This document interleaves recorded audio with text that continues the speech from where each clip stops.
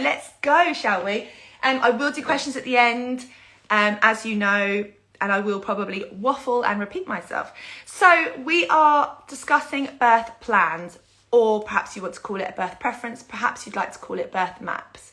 And one of the most important things is that you just refer to it in whatever way makes you feel most comfortable. If birth plan makes you feel like, hi Samantha, if birth plan makes you feel like that's too structured or too cemented, or it's, making you feel like that's the way it has to go, then use preferences. Preferences is great. It's what we prefer to happen in certain scenarios. Or use birth map. I really love birth map. I think that's a really great way of planning for birth. Maps can take us in all different routes and directions, can't they? And each one can have a really great destination. It's just that we didn't get there the way that we expected. When birth plans do go off plan, every week I turn my monitor off. Every week I forget, and I've done this for nearly a year. Is try to avoid seeing a birth plan change as being a failure. This is something I think it's difficult to maybe change that train of thought, but if birth does change plan, which it often does, it doesn't mean that is going to be a negative route to take. All right, that's really important. And the reason why that's the case is because by making your plan A's, plan B's, plan C's, route A, route B, route C's, you're giving yourself the opportunity to make those routes positive ones.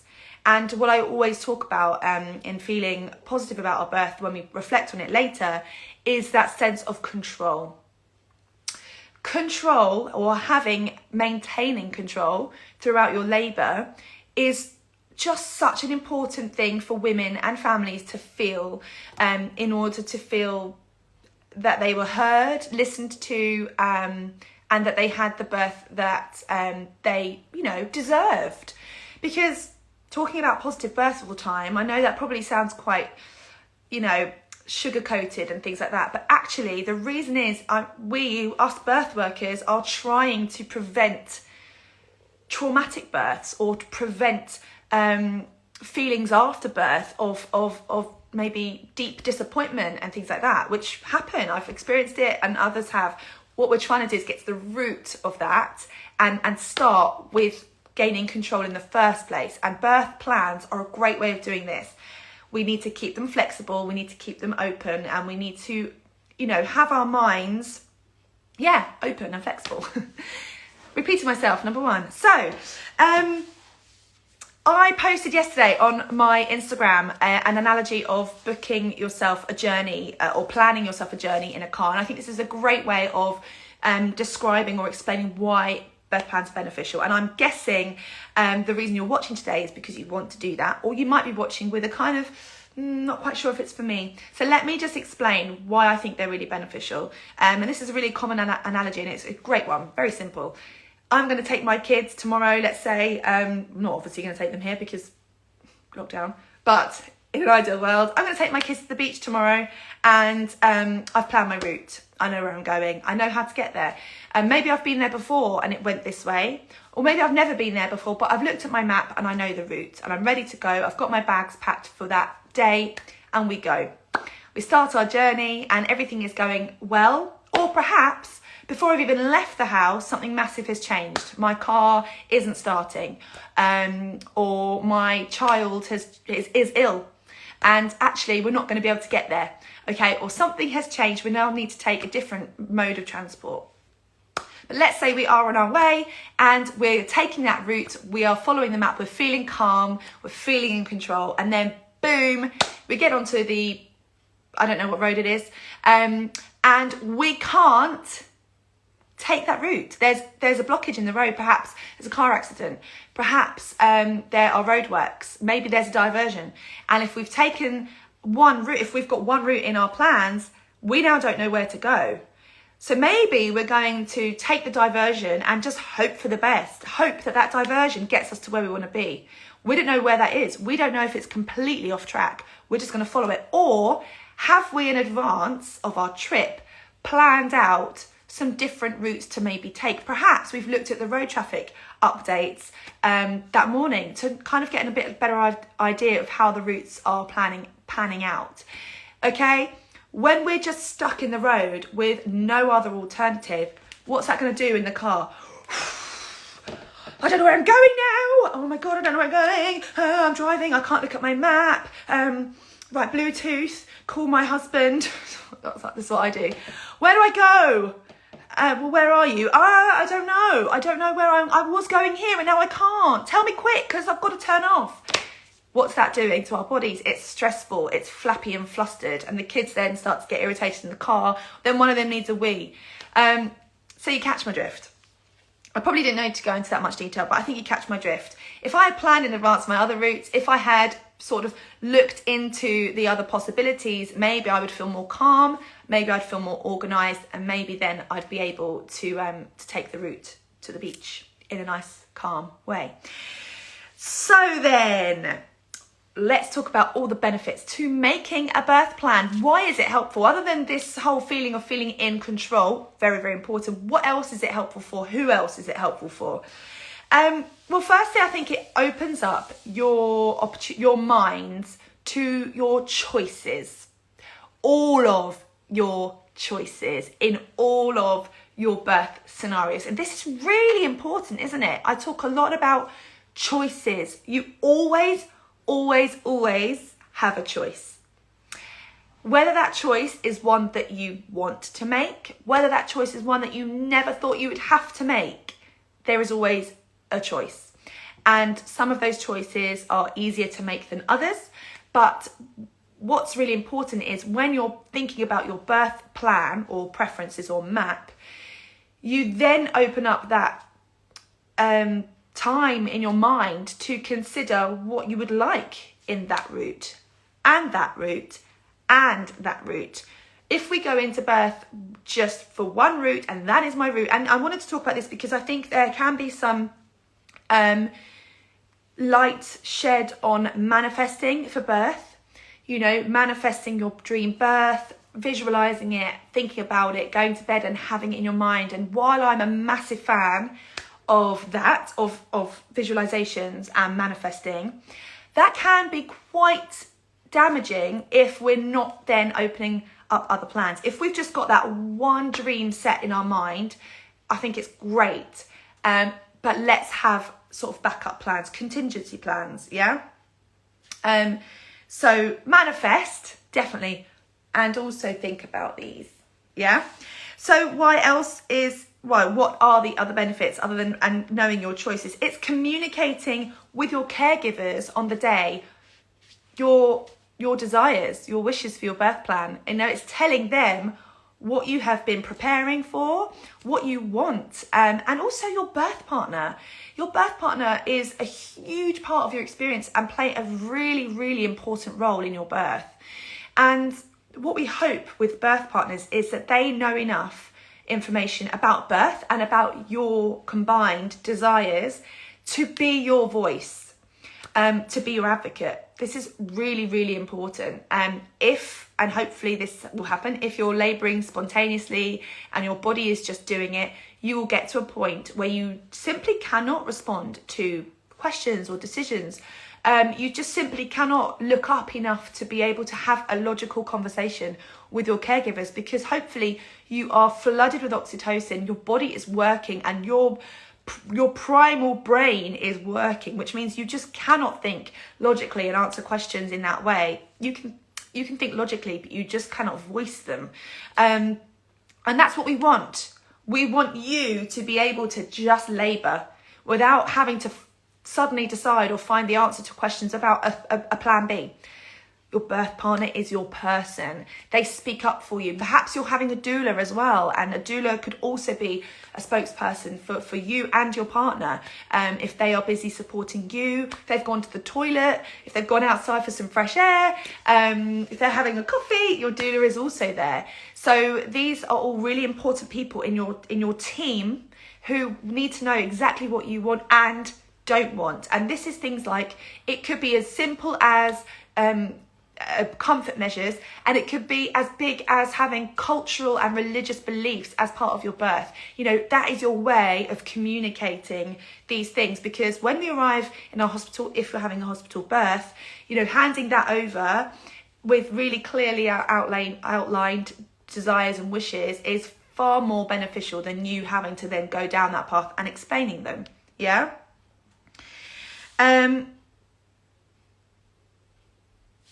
Yeah, so can't speak, sorry. If you're having an elective birth, a birth plan is a great way of still planning out how you want those elements of your birth to unfold, because we still have choices in our elective cesarean births and unplanned cesarean births. So if you know that is what you're having and you're making a birth plan, things like choosing music, if there are any trigger words or language that you'd like not to be used, or things like, well, we'll get onto this a bit later, but things like your skin to skin or revealing the gender of your baby. These are all things that can be included in a birth plan, even if you know exactly the route that your birth is taking, okay?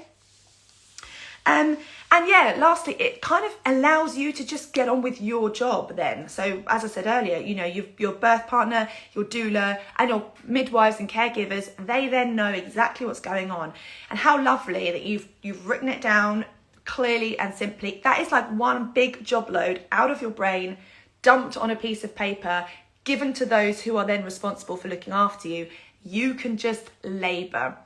I think there can be sort of a feeling that, why would I make a birth plan? You know, these are the experts. My caregivers are the experts. They're looking after me. They will do it. They will look after me. They'll do it. But the only expert in the birth room is you. You're the expert. You know exactly what you're doing. Your body does. Yeah, your body knows exactly how it's going to work. Your brain knows what it's doing. When we let it happen, it will do it. But our caregivers, they are there to absolutely keep you safe, to look after you and your baby, but they are not an expert in your body. They are amazing at looking after you, and they know about birth. Oh my God, and how lucky we are. But you know how you feel. You know your sensations. You know your fears, your deeply rooted fears. You know what is going to make you calm down and what isn't. You know that. And if you're keeping it inside your brain, you are not giving yourself the chance to let go and labour, because that will hold you back. As we know, things like deeply rooted fears that we kind of suppress until birth, and then we hope that those fears won't rear their heads in birth. They always do. They will always do that, because that's how our bodies work. You know, they are on high alert mode. So if we haven't expressed that or communicated that certain need, it's going to rear its head in our own bodies.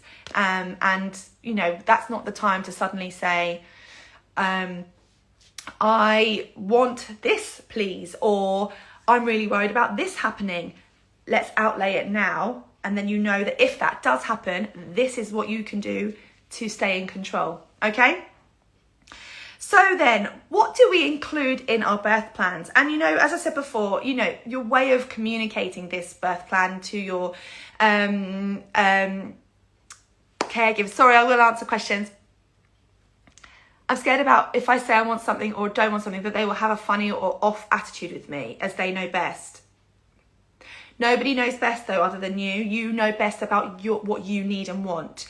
And this is a really, really important part. I understand this completely. That's why I wanted to acknowledge this comment. It's a really great comment to make. If somebody is being funny or having an attitude with you in your birth, that's not the right person to be looking after you. That's just not... This isn't the time for attitudes or funniness. And so it's really unlikely that will happen. And I really hope for everybody that we never feel like we can't express what we need or want because somebody is funny about it or something like that. And if that's a concern of yours, it's a really valid one, because, you know, we're going into a social environment of other people looking after us. But that isn't okay to kind of influence your decision making. That, you know, birth is about you. And of course, if you're at risk or if something's happening that is a risky event, then your caregivers will communicate that with you. And what we always want is for those decisions to be given to you so that you can make an informed choice. So for example, you know, let's say that there is an obstacle in the road, baby is in a malposition and you're not dilating at sort of a steadier pace, and it's been a long time now that they're worried about you getting fatigued or baby getting fatigued. That is a discussion, okay? And if you say that you want to do X about that or you want to do Y about that, then that is your choice. Yeah, no one can take that away from your choice. Yeah, that's really important that we understand there is a real need for clear communication on all parts, but caregivers, midwives are there to take care of you and understand, you know, how to do that in a way that gives you information that you can make a choice of your own, you and your partner together, okay? But they just want you to be well and healthy and have, you know, a positive experience as well. And of course they know what's going on with you, and you know, they know how you're dilating, they know what your contractions are doing, they don't know how they feel in your body, but there is a kind of a two-way street here. We're all working together, but you are the most important person. You are. Okay? So what to include? I hope that's okay. I hope that's, yeah. But it's a really great something to voice, great comment to make, because I think that you speaks for lots of people who have that same concern. So what to include on your birth plan? So let's imagine you're turning up in a hospital if you're having a hospital birth and you're handing over your birth plan because you are so tuned into your breathing. What do they call you? What do you want to be called? What's your name? Yeah, so write your name on the birth plan. You're very welcome. And you might want to also write if this is your first birth or not. That can dictate speeds of labour. So you might want to write that on your birth plan. Your estimated due dates, which we know is just a bit of, you know, pinch of salt. Don't worry about it too much. Sophie, it's so funny. So many people comment and say, oh, my baby's, you know, gone to sleep or woken up loads or something when I'm talking. I hope that it's not because they hate it. But that's so lovely. Yeah, estimated due date. You might want that on there so that they know where you are at in your pregnancy, what gestation you are. Again, it's just questions that you don't have to then answer, isn't it? And think about. Who is supporting you? Who is your birth partner? What are they called? Who are they in your life? Do you have a doula? And what are they called as well? Do you have any medical conditions or any important information to share? And this again goes back to cultural or religious beliefs and desires that are really important to be honoured. Put those on your birth plan. They're important. What are your pain management preferences? Oh, that's so nice, Helena. I think it's Helena or it might be Helen, but I'm so pleased. Pain management options. So what have you decided as your kind of desired pain management or comfort relief methods during your labour? What have you been thinking about in your head as your plan A? Okay, what would you like? Have you thought about using a birth pool, or is that just not on the cards for you?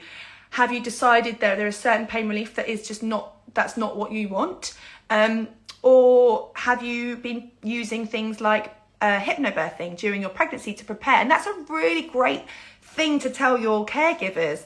Hypnobirthing is so widely known now. It's so widely practiced. Many midwives also train in hypnobirthing to support you. And that's great, because that's a great thing that they can help you with, isn't it? They understand then the certain way that you might be acting or breathing or a certain environment that you might require. So let them know. You don't have to go into a massive paragraph about this. And this is really important with birth plans, is to keep it really simple. Keywords are great.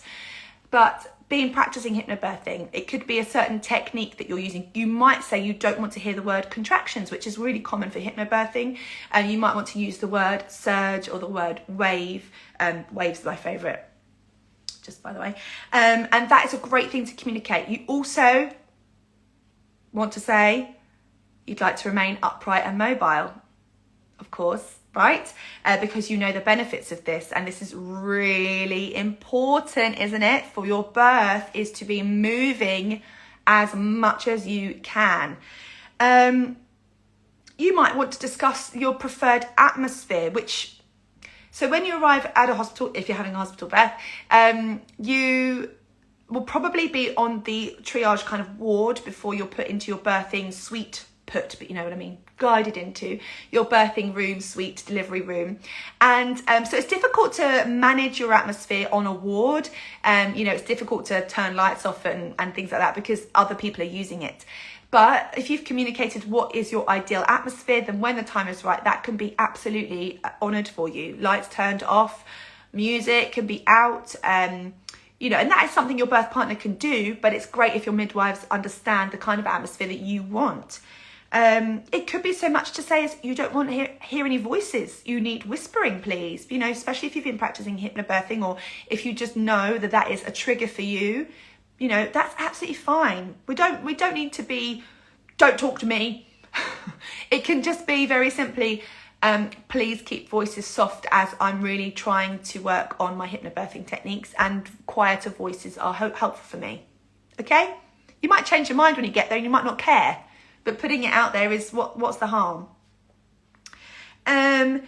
It could be useful to write down if you are particularly against having a vaginal examination and you do not consent to a vaginal examination. Again, just to save you having that conversation, you may want to put that on your birth plan. Similarly, you might want to put on your birth plan that you do consent to vaginal examinations, or you might just want to leave that off completely until you're there, because it's very much something that, you know, it's very personal and it's very intimate. It's something that you might not want to decide until the time is right. And vaginal examinations, remember, of course, they're a choice. Of course they are.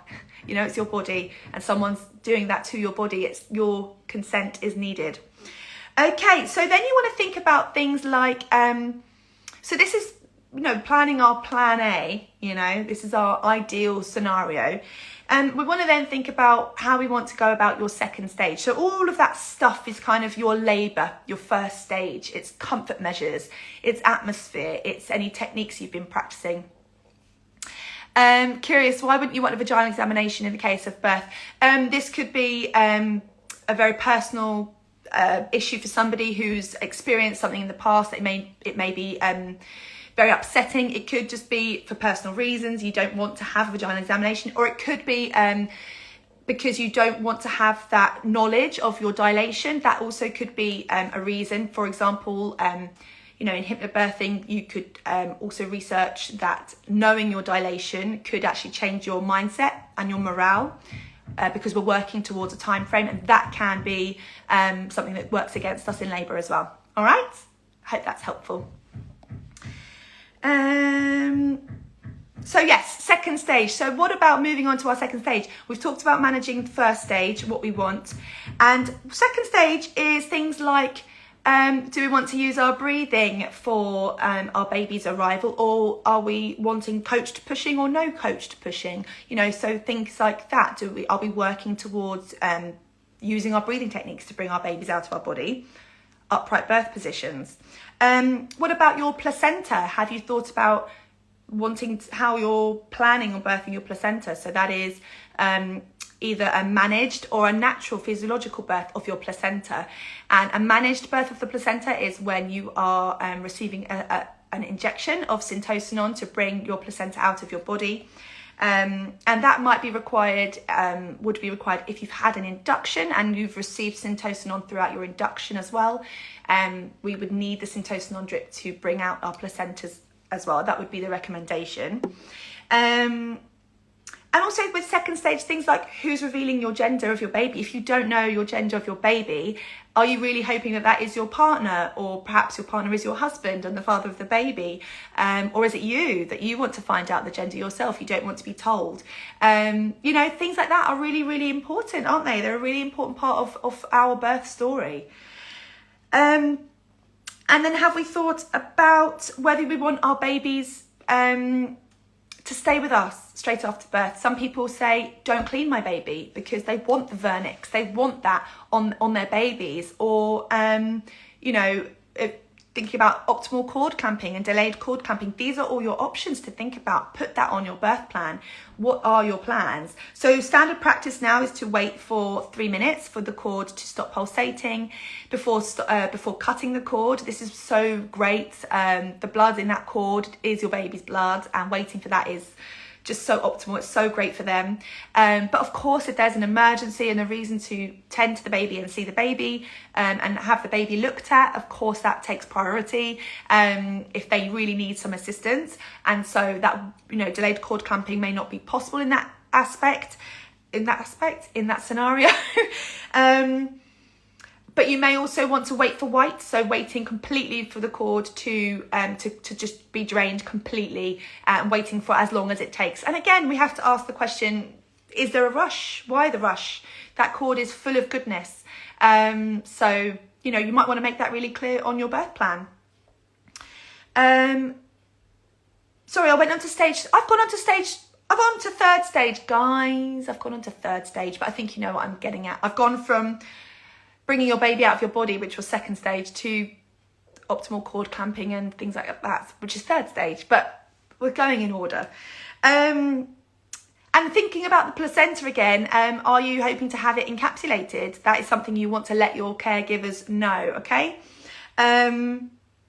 Feeding choices, third stage. What are your feeding choices? Have you thought about that in advance? And if so, do you want to make that clear so that you can receive the support that you'd like after birth?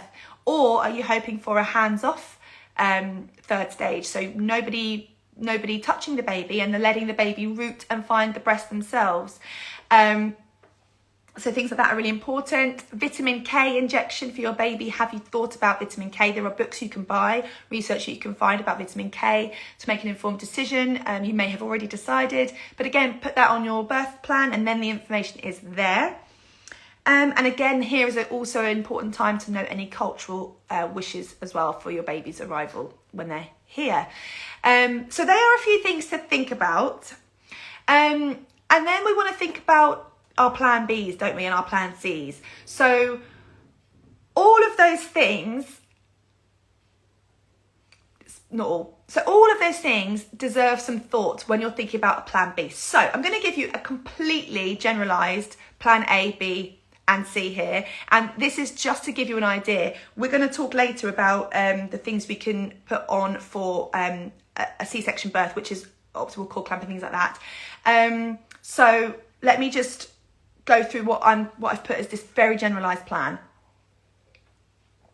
Let's say that your generalised plan A is a physiological, spontaneous labour, so everything is happening the way that it's been designed, and you are waiting for labour to happen, and then your body is going to labour, and you are planning for a water birth. Okay? Let's say that is the plan, okay? And for some reason or not, that isn't happening now. Perhaps there is a medical condition that has been found during your pregnancy and you have been recommended to maybe look into an induction. Or perhaps you were planning a home birth in your plan A, but a global pandemic came around and you can't now have your home birth, okay? And that is something I wanted to say, was sometimes these plans, by the way, can completely go off for no reason other than a global pandemic. So think about last year, the amount of people planning a home birth or planning planning a specific type of birth, and that was just taken away with no warning back last March. And so over the last 12 months, we've seen so many people have to change their plans, have to go to plan B without a choice. So sometimes it's actually nothing to do with your body, nothing to do with your baby, but you know, people have gone to different routes. People have gone to private midwives to stick with their home birth. People have gone, can you hear that noise? Oh, I thought it was in my house. It's not. We're going to work through that. Sometimes it's a global pandemic that just rips the carpet from underneath your feet, and you've got to think on your feet and think, right, what can I do now? So let's say you've planned that, you've planned your physiological birth, and now that cannot happen. Okay, and we're going to now, we've now agreed the right route is our plan B, which is our induction. All right, let's say that. And if you know about your induction in advance, well, you will know about your induction in advance, but obviously if you've thought about inductions in advance and you've got some information about inductions, then it really helps your planning process, doesn't it? And there are some amazing books to buy, and then you can understand the kind of process of an induction, what it involves, and then what you can do in each stage. So plan B, let's say you've now decided you're going to have your induction. Okay, so there is some chance that you might be needing to be monitored or recommended to be monitored during that induction. Also in your plan A, by the way, it could also absolutely be recommended. Have you thought about that? Do you want to have monitoring? We know that monitoring can limit our freedom of movement, and it can obviously make us feel quite medicated, but you might have no issues with that because it might be something that you feel comforted by. But have you looked into that, and what are your thoughts on monitoring? Have you made it clear about your pain relief management options if you went down a different route? So when I talked about inductions in a video I did a few weeks ago, we discussed medicalized inductions using syntocinon. And syntocinon is known to increase the intensity of contractions. Now, that doesn't mean that an induction birth has to be any more intense, but for a lot of people who have a syntocinon drip, that can be the case. So just having a think about that. Have you thought about the ways that you would love to manage those sensations during an induction? What are your options then? Perhaps you weren't planning on having a certain type of pain relief or coping mechanism with your plan A, but now maybe there are some things that you'd like to research more about so that you know what your options are. And also think about your atmosphere. If we were planning our, home birth or our water birth in a birthing centre, we were probably imagining low lights, maybe some fairy lights or candles, and maybe some oils burning and probably not in a hospital, but oil diffusing. And maybe we've thought about our music playing, etc. What about if we've now moved into a more medical birth? Does that mean we can't have any atmosphere? What if we're in a C-section birth? Does that mean our atmosphere is gone? No. In those plan Bs, plan Cs, think about what you can do in that atmosphere. So for example, on an obstetric-led unit or a delivery suite, we can still think about lowering the lights down. I've shared images of this on my feed. We can still think about using music. Absolutely. Music transforms an atmosphere, and you can use that in lots of different scenarios, even in C-section births. We did talk about C-section births with Midwife Pip a few weeks ago, just before Christmas actually, talking all about the things you can do. Using an eye mask to keep yourself really focused into your breathing. These are really powerful things to use. Maybe you are working with visualizations or meditations, and you've got headphones that you can put in your ear to have them play wherever you are. You can still use upright birth positions with monitors on, and you can still use upright birth positions if you've had a walking and mobile epidural. You can still use upright positions even in a more delivery obstetric-led or medicalized environment. Okay, so these are still things that you've got control over. And then let's think about our plan C. So let's say we've gone in for our plan A was a vaginal birth in a pool, and actually our plan has gone down a C-section birth route because that is the right decision for you and your baby to make. Then thinking again about what your choices are. Again, coming back to your atmosphere, things like delayed cord clamping. Would you like to have delayed cord clamping? And again, if baby is well and all is well, absolutely it's possible for you to go down the delayed cord clamping route, of course. And I think that would be standard practice now anyway, because we know of the benefits of that. You could ask for your chest to be bare, ready for skin to skin. That's a really important one, isn't it? Because your baby will come to you once everything is done and they're able to come to you, then your chest is ready for that. You may also have made your feeding choices known, and you might have chosen to have hands-off golden hour or hands-off third stage, and letting the baby root to the breast themselves. You might want your partner to tell you what the gender of your baby is, after your C-section birth. So these are all details that should not be shunned and kind of brushed off, because they're really important to you and to your birth, and they do give that sense of control. Okay, so what about if things have changed without much prior warning and we feel like we don't know what we're going to do now? I just wanted to talk about this one. Sorry, I feel like I can't get my words out on Mondays. This comment from Sharon: I had to be juiced and monitored on a machine, but they wouldn't let me move around, so I had to be lying flat. It's just so difficult to hear. I'm really sorry that you felt like that, Sharon. You are allowed to do whatever you want in your birth. You know, we really are, but it's about that being honoured for us, of course, when we're in that vulnerable position of perhaps feeling discomfort, or perhaps feeling scared, or that we're feeling out of control, which is why it's so important for our partners to be our advocates. It's really important. It's not something that, this is your choice. And of course, if we're thinking about having a full epidural where we can literally feel nothing, and it would be unsafe on our bodies and our safety and our well-being to try and move, then that's different, isn't it? Because that's been explained to you, and then you have understood the reason. But you should always be given the option to be moving. We know how beneficial it is. We know it's instrumental, actually, in your birth choices.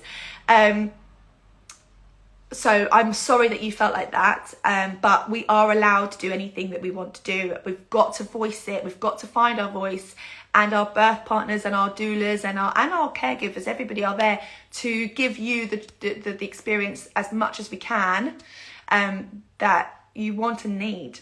Yeah, birth positions literally change the course of labour. It opens your pelvis. It helps your baby to descend. So I really hope those watching feel empowered enough to be able to make that very clear.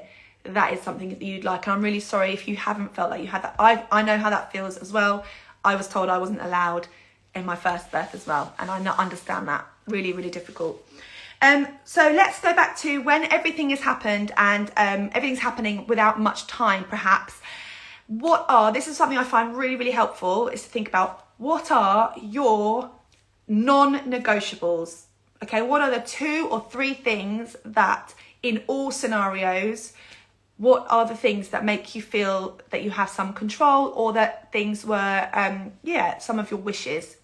For example, that could be, and it could be one thing out of the 3 that happens still, that makes you still feel that there was an element of your birth that was yours.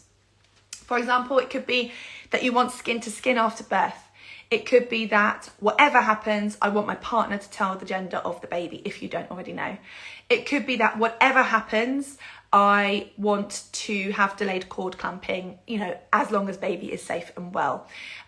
What other things? Whatever happens, I want that song or that playlist playing in the background. These non-negotiables are things that are transferable in different birth routes and paths, that make you feel some sense of reassurance, I guess, that there are going to be elements of your birth that can still go ahead as you hoped. So I'm going to give you some of my top tips now on making your birth plan. And although that's a lot of information, we need to still keep it nice and simple, easy to communicate, easy to digest. But I hope that's giving you lots to think about.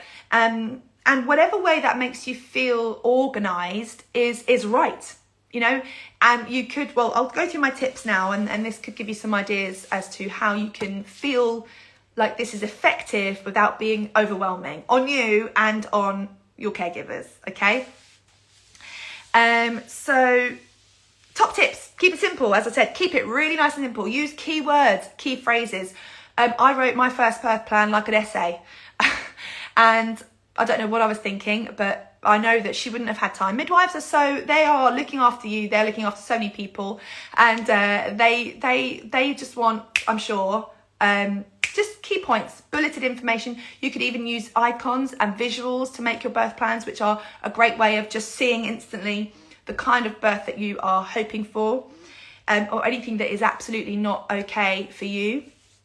Okay, so you might want to have a detailed plan for your birth partner and or your doula, but a more simplified plan for your caregivers. Perhaps that will make you feel a bit better if your birth partner has the essay or the full breakdown, and you've made a shorter, more precise version for your midwives and your caregivers.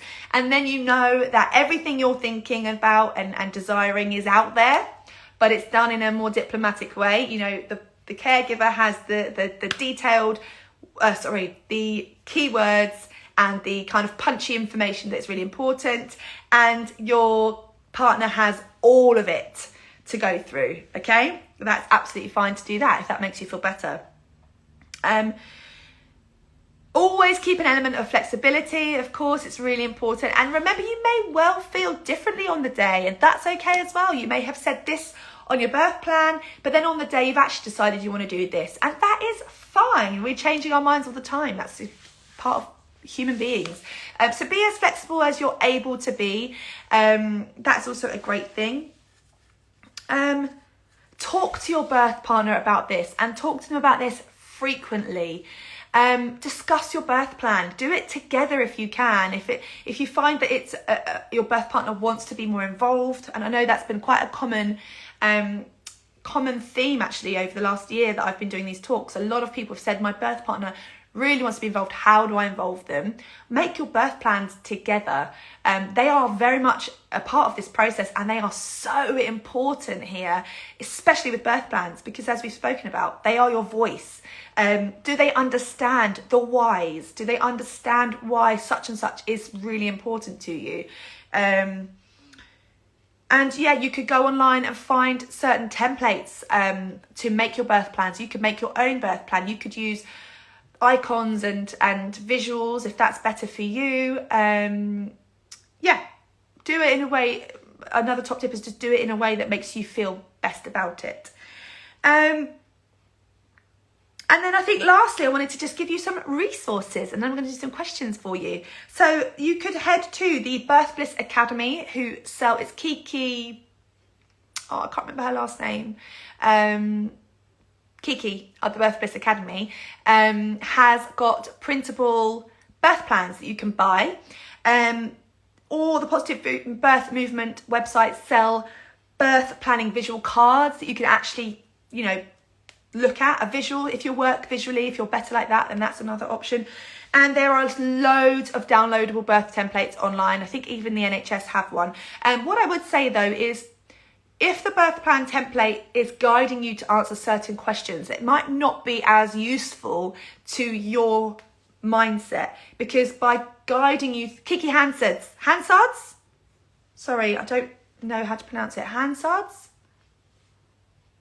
Obviously, Kiki runs Birth Bliss Academy, where we started the But Not Maternity campaign last year. And do go check out her stuff, her profile, her products that you can get. Maybe I'll link it underneath this. I'll link her profile. Yeah, so if you're following a template that has guided questions, those questions may well kind of influence how you're planning. You know what I mean? Try to kind of find your own way of planning. What I'd suggest is brain dumping. Big piece of paper, write everything. Just write what you're thinking about this, what you think about that. Write some words, write some comfort measures. Go back and watch our pain relief and comfort kit video all about natural and medical pain reliefs. And write down what works for you, and then kind of put it in some sort of order, thinking about, what you most want and what you would do in a different scenario, and then another different scenario. All right. So then everybody, that is our birth plan talk. I really hope that's been beneficial. I'm going to go through and answer some of your questions now, although I think I've probably done most of them through talking, which tends to happen. And if you've got any other questions that you want to ask, feel free to put them below now and I shall answer for you.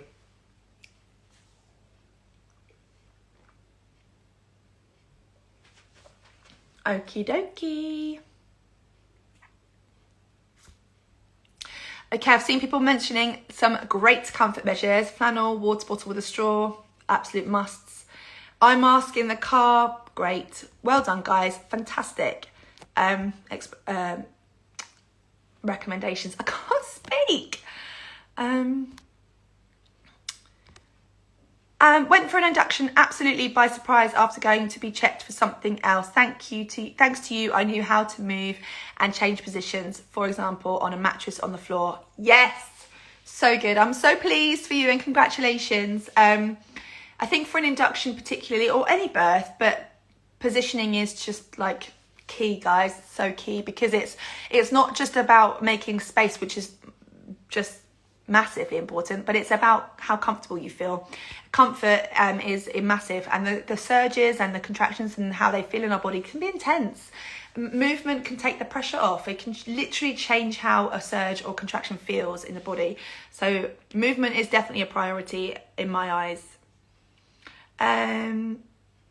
I need continuous monitoring because of a previous emergency C-section. Is a water birth a possibility at all? So water birth, yeah, absolutely. I'm sure. I don't know. I'm not your, medical caregiver, but it's still a choice of yours. You know, it's still a choice. It always is a choice. It might be recommended to you. It's up to you whether you want that, because we know that monitoring can impact our freedom of movement and things like that. In a water birth, you can have monitoring in the water, which are, not continual. Why can't I speak today? So discuss it with your caregiver. But, if you got there on the day and you just thought, this isn't for me, I don't want to be continually monitored, then make that really, really known. But of course, I understand that, of course, you're going to want to do what's best for you and your baby. But I would look into continuous fetal monitoring. Maybe I'll put some information below as well. And the research to suggest that, why it can hinder our birth experiences actually. But yeah, you've always got that choice, yeah? At what point do you discuss these options with your midwife? So you normally discuss these options in the last kind of weeks, one of your final couple of consultations. I think I remember mine was around the 34 to 36 week mark consultation, midwife appointment. And we kind of just went through my options together, which is great.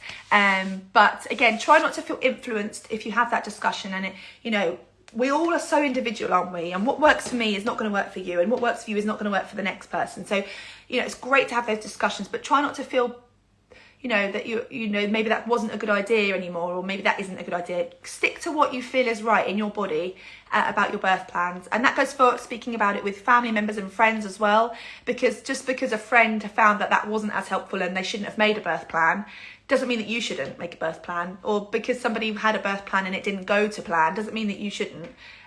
What we've discussed today is that we can have flexible birth plans. We are not suggesting that making a birth plan is meaning that we're going to have that birth. What we're doing is preparing ourselves for all outcomes, which is really, really important. Okay? Can there be delayed cord clamping in a C-section birth? Yes, they can.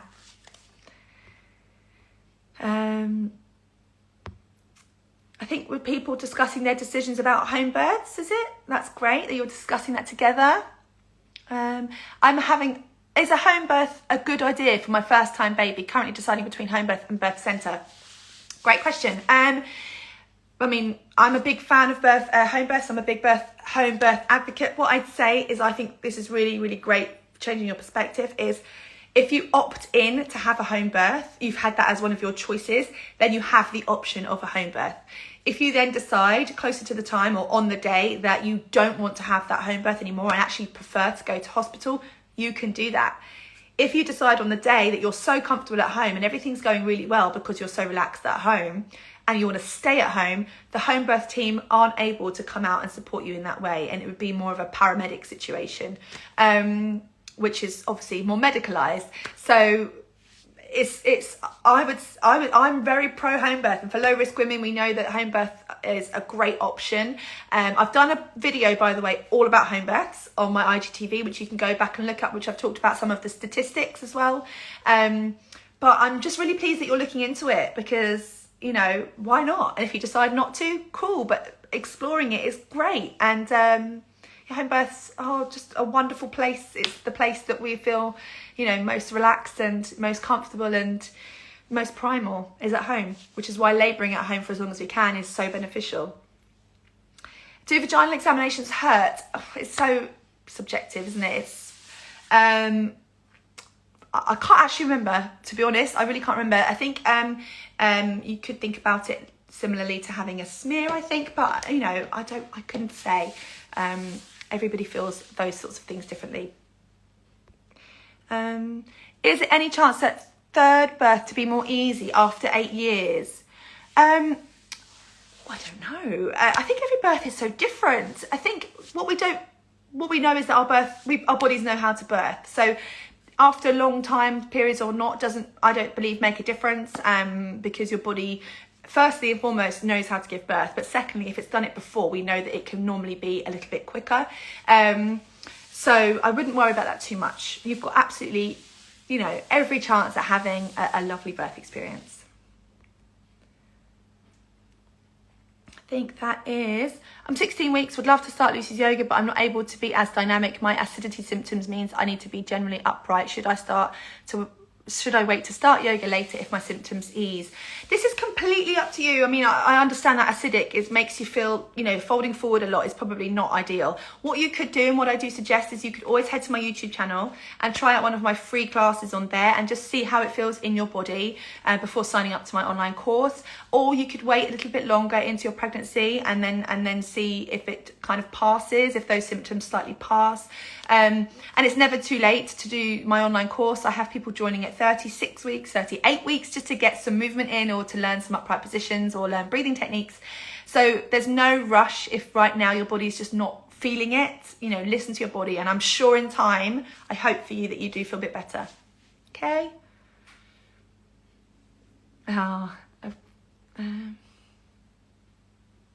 I'm hoping for a VBAC following a previous elective section due to breach. Should I have a birth plan for both types of delivery? Yeah, definitely. I think that's a really, really wise idea. I really, really do. I think we all should have a plan for both vaginal birth, if that's our first plan, and a C-section birth, because we know that,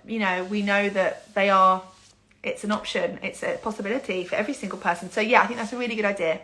And I wish you all the best. Is there a standard format? No, probably not a standard one. I think it's really important to do a format that works for you. Keep it simple. Use visuals if that works. Have a look online. There are loads of downloadables. There are loads of templates, and then find one that you feel suits you best. Okay, I think that's it. Yes, I do save my talks to IGTV. My talks are usually, they are usually an hour. Didn't used to be. They used to be about half an hour, and then we kind of opened up this can of worms, and I just couldn't stop talking. Last lockdown it started. Cool. Some people recommending different places for birth templates. That's so helpful. Thank you, everybody. That's great. Cool. I think we're done. Thank you so much, everybody. Love you, Lucy. Oh, sorry, not love you. Thank you, Lucy. Was hoping to get back to the UK to give birth, but I'm happy with the medical team here in Zambia. Still have to discuss birth plans, so I'm hoping they are open and flexible also. Oh, I wish you all the best. Let us know. And everybody, remember, I love hearing from you. I love hearing from you. And I know I don't always respond very quickly because #mumlife, but I always see your messages and I always take them in, and I love them, and I do recognise your names, and I love it. So keep me updated always. I'm pleased. Will you be doing any postnatal talks? Yes. So over on my motherhood page, I will be doing live talks over there as well, all about 4th trimester, recovery after birth, mum life stuff over on lucyflo_motherhood. But I won't be able to probably start those until my eldest son goes back to school, because I just don't have the time. But I have got a great lineup of topics and experts, and I can't wait to explore that further. Yeah, definitely. Thank you all so much for your lovely feedback. I'm really pleased you enjoyed it. Thank you so much, Lucy. This was my first video with you. I'll check out the online course and register. Oh, I'm so pleased you'll register. You're very, very welcome, everyone. Thank you so much for joining me. And I'm going to head off.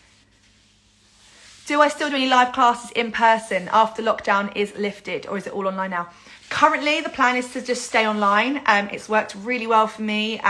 It's worked brilliantly around my kids, my family. I actually really enjoy it. I miss teaching in a studio, which is what I used to do every day. Teach yoga in a studio, teach pregnancy, and teach Ashtanga and Vinyasa yoga, and I miss it loads. But currently, the plan currently is to stay online. But I may well be looking into doing Zoom courses, like live pregnancy yoga courses in the future, so that you get that live aspect with me. I don't yet know if I'm definitely doing that. I'd love to do it. So let's see what lockdown allows in terms of time. But yeah, that's another option in the future as well. Okay. Thanks, Lucy. Enjoy half term with your boys. Thank you. I will enjoy half term with my boys. We're going to be delving into Harry Potter this half term, and lots of lazy days. And I hope you all have the same. Thank you. Hugs from Italy. Hugs to Italy. Thanks for joining me. And guys, I know that everyone's dropping off. That's fine because I've chatted for ages. But, you know, always feed back to me if there are topics you'd like me to go over, if there's things you'd like to discuss, even if it's completely different to normal topics, whatever, you know, I'm here to offer. So message me, DM me, let me know, and I'm always happy to oblige. Okay, have a great day. Let me know your thoughts. I will see you all next week on Monday for our next live talk, and I will otherwise see you on my stories where I just chat away to you day by day, and I hope you all have a wonderful week. Mwah. Lots of love, everybody. Take care of yourselves.